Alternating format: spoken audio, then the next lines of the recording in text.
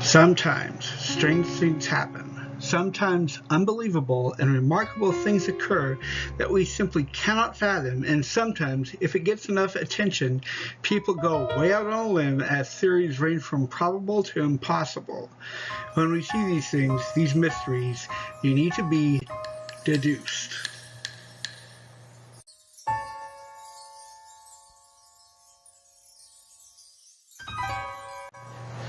This series, Deduced, is going to be another multi-part series in the Viewpoints category. It's where I take a story that has been featured many times over, but nobody has still come to a conclusion regarding this. Now, I'm not saying that these are the answers, but I'm saying that they're likely. So grab a magnifying glass, sit back, relax, and let's get started.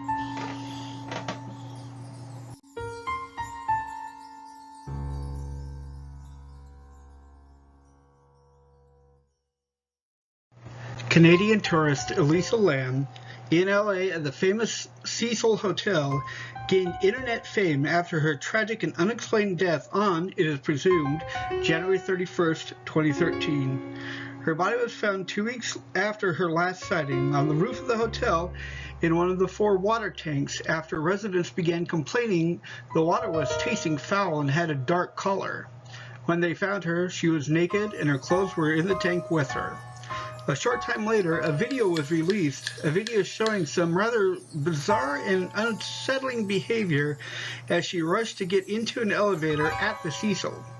It was clear that she was freaked when she tried to duck out of sight, check both ways out the door, and when she started pushing random floor buttons. But the elevator door stayed open. There was no audio, but she stepped out for a moment, her hands waving in the air before trying to hide again before she finally left. Now here's where it gets interesting. The actual recording had been cut by a minute, apparently something not pertaining to the case being in there. What's more, the roof access needs to be unlocked by someone with a key, and the ability to get into the tank itself takes something of a Herculean effort. The hotel itself has a rather grim history. Being the home of serial killers as well as many suicide victims, the current hotel has to keep the prices low due to the creepy vibe it's been told sometimes comes through the rooms. If we're open-minded enough, it becomes likely that the spirits of all of these stayed at the hotel, even though it doesn't cater to those who cannot pay. But the mystery only goes deeper. Elisa often called home on her trip, usually once a day. It's thought she might have been bipolar, which I'll bring up later, except to say that it would take a while if she stopped taking her meds to get the full effect of this kind of action. The day before the elevator video is the last day she called. I can't imagine what her parents are going through, even now, having that so close to home.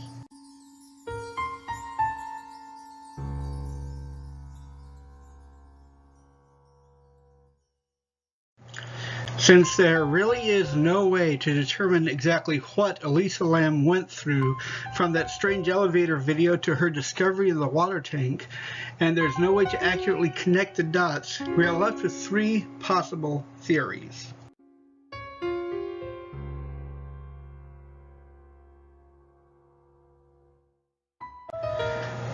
There are many people who believe there was someone real who is actually after her, since it's obvious something is scaring her badly. Someone did point out it was likely she got to the roof by scaling the fire escapes outside, but that idea gets toasted when we think about how she could have gotten up there. She'd at least have to have a key to one of the rooms on that side, so it becomes slightly unlikely. But here's the question that nobody who wants this to be real thinks of. Something they don't want to get answered because it makes it even more unlikely is the simple fact that she does get out of the elevator at one point, and her hand gestures, which can be seen, are showing that she's probably trying to convince someone of something. But the elevator doors stay open. If she was trying to get away from something or someone, and they had prevented the elevator from leaving, why would they leave it open? That just creates a whole new mess of problems, issues that would have the police and inspectors looking over the guest books and questioning everyone they could find. And if that was the case, they would likely have announced they have at least one person of interest in the Elisa Lam case, but it still remains unsolved.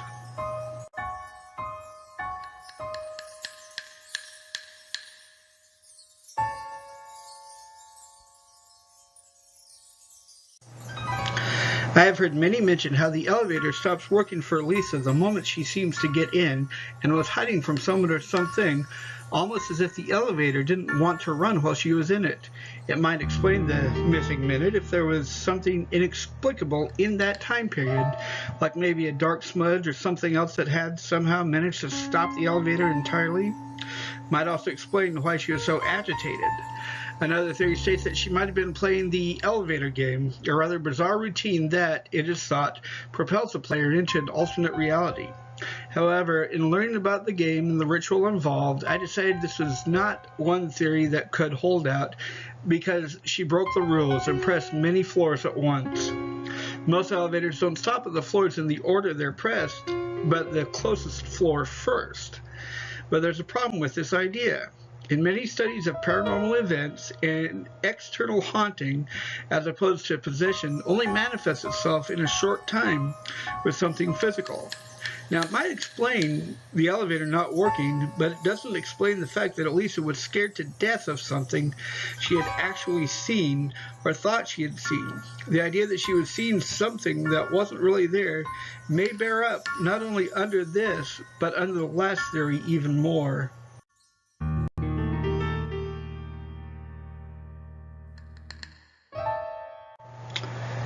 Elisa was bipolar, and I can say this from personal experience, the shifts from depressed to manic can be drastic if unmedicated. One of the symptoms of bipolar that's not well known is hallucinations.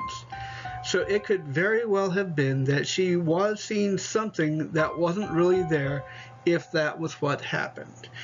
If this fact is followed, it becomes fairly obvious what likely happened.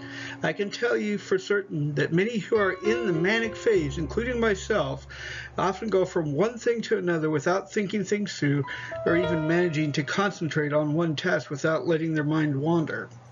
So what if she was seeing something nobody else would even be aware of? What if she had gone full manic, likely off her meds, vividly believing someone was after her, someone only she could see?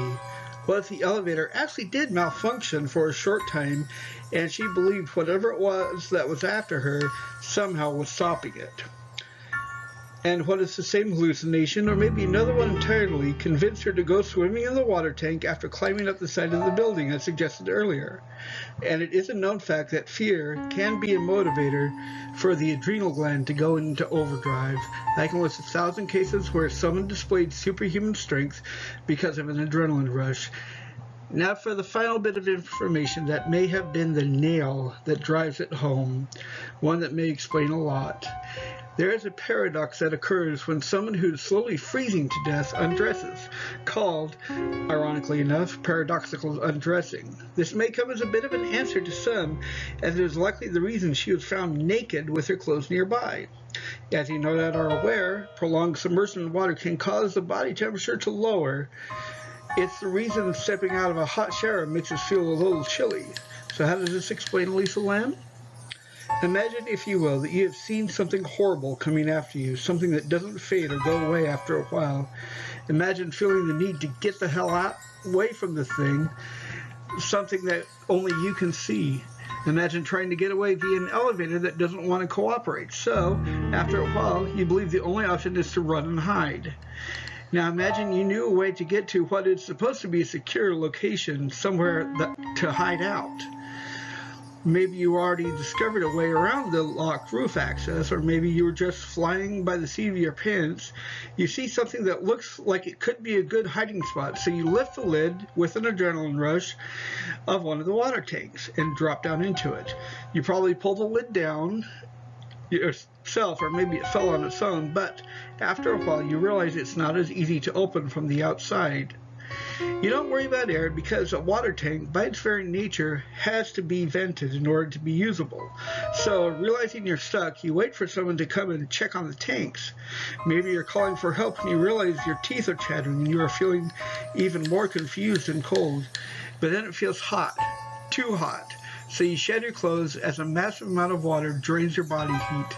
You probably don't realize you're going into hypothermic shock until it's far too late.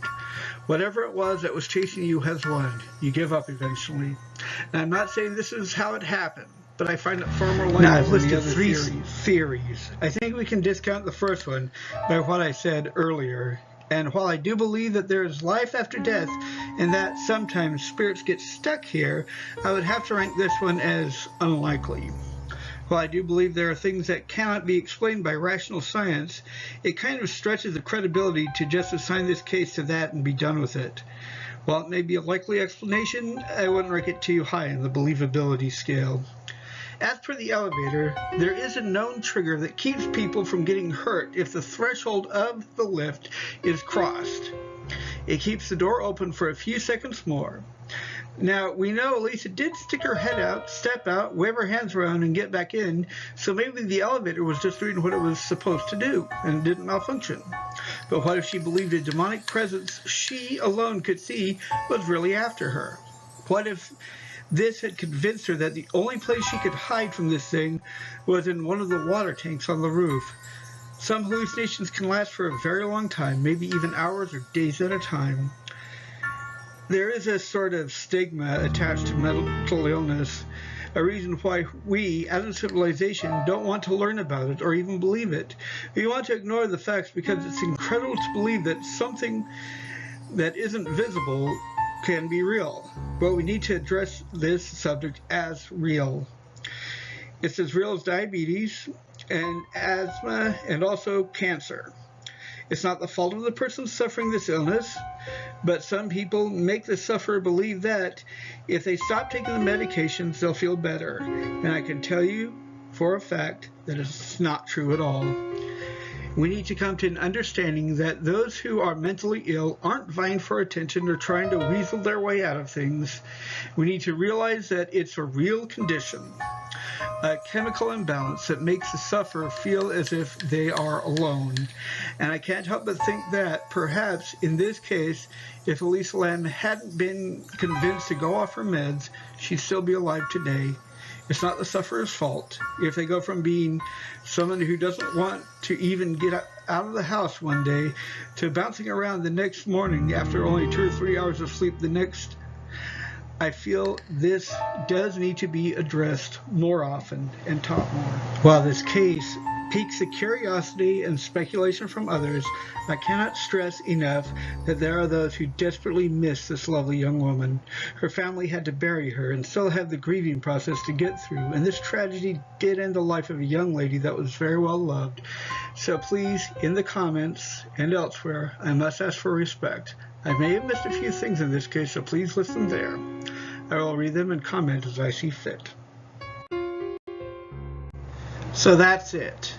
If you think I might have something of a deductive skill, like, comment, subscribe, and let me know you want to hear my other deductions later. I will probably do this one once a month as well, or whenever, so we'll see how it goes. See y'all next time.